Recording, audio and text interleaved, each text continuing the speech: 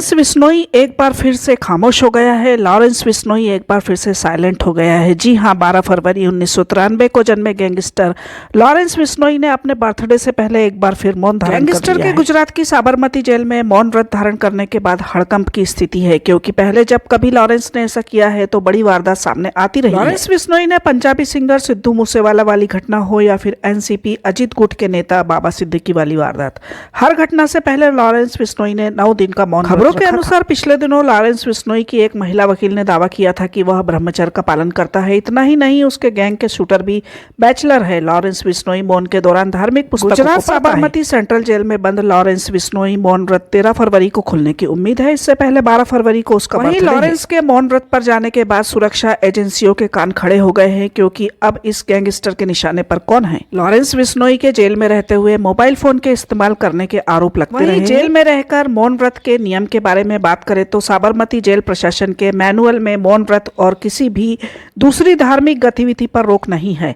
Navbharat times online को एक सूत्र ने बताया कि ऐसे में किसी को भी मौन धारण करने या फिर धार्मिक गतिविधि से नहीं रोका जा सकता। कैदियों की निजी स्वतंत्रता है, वह 2 मिनट के लिए मौन रखे या फिर पूरे दिन के लिए। लॉरेंस बिश्नोई को साबरमती जेल की अति सुरक्षित तन्हाई बैरक में रखा गया है, जहां पर बेहद कम स्टाफ को जाने की अनुमति है। अभी तक लॉरेंस बिश्नोई के मौन व्रत को लेकर जो जानकारी सामने आई है कि वह 9 दिन का उपवास रखता है, मौन व्रत में इशारों से बात करता है, इस दौरान वह खाना भी नहीं खाता है, वह इस दौरान ध्यान लगाता है और पढ़ता है।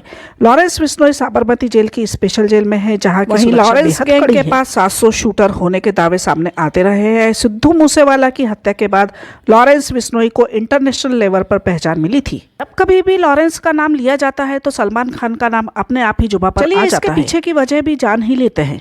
बाबा सिद्दीकी की हत्या के बाद लॉरेंस बिश्नोई सोशल मीडिया पर खूब छाया हुआ था। साथ ही यह चर्चा कि लॉरेंस बिश्नोई का अगला टारगेट कौन होगा, लोग जानने के लिए बहुत उत्सुक है। आखिर ऐसी भी क्या वजह है कि एक छोटे से काले हिरण के लिए लॉरेंस बिश्नोई सलमान खान को मारना चाहता है। इसे जानने के लिए सबसे पहले हमें जानना चाहिए एक छोटी सी कहानी, जो कि बहुत ही इंटरेस्टिंग होने के साथ साथ बहुत ही शिक्षाप्रद भी है। मध्य सदी में प्राकृतिक संपदा संरक्षण की सुदीर्घ व नियोजित योजना का अभ्युत्थान महान संत सदगुरु जम्बोजी द्वारा बिश्नोई पंथ की स्थापना से हुआ। बिश्नोई विचारधारा को मानने वाले लोगों में जाम्बोजी ने प्रकृति के प्रति प्रेम का बीज अंकुरण किया, जो समय के साथ मरुधर खेजड़ी की जड़ों सी उनके भीतर तक समाहित हो गई।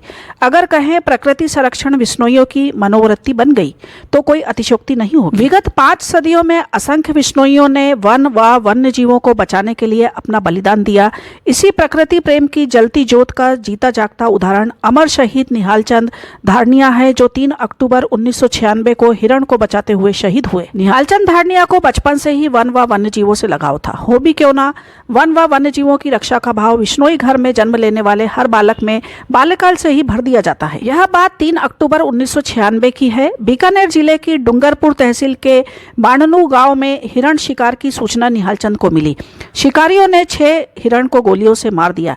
निहाल चंद ने गाँव वालों को इकट्ठा किया और शिकार रोकने के लिए शिकारियों की तरफ चल दिए। इस वक्त उनके साथ मानव वन्य जीव प्रतिपालक मोखाराम धारणिया व कुछ अन्य लोग। शिकारियों ने इनको अपनी तरफ आते देख गोलियां चलानी शुरू कर दी, परंतु बिश्नोई रुके नहीं, अपने साथियों के साथ दृढ़ता से आगे बढ़ते चले गए, जिस कारण शिकारियों को मृत हिरणों को घटनास्थल पर ही छोड़कर भागना पड़ा।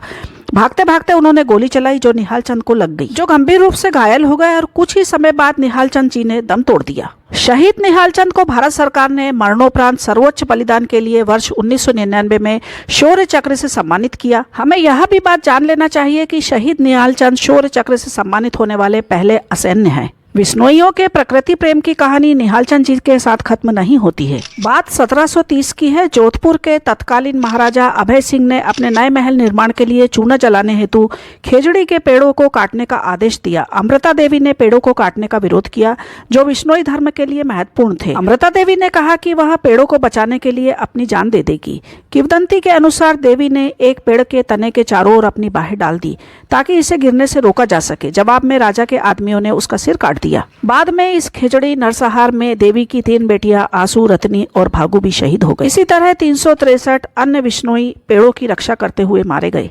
पर्यावरण की रक्षा के लिए बिश्नोई समाज के लोग जहां कट जाते हैं, मर जाते हैं, वहीं आवश्यकता पड़ने पर बिश्नोई समाज की महिलाएं हिरण को अपना स्तनपान तक करा देती हैं। पर्यावरण और प्रकृति की रक्षा करना हम सभी का उत्तरदायित्व है। इस बारे में आपके क्या विचार है, कमेंट करके जरूर बताइए और ताज़ा अपडेट्स के लिए हमारे साथ बने रहिए। Please subscribe. Thank you.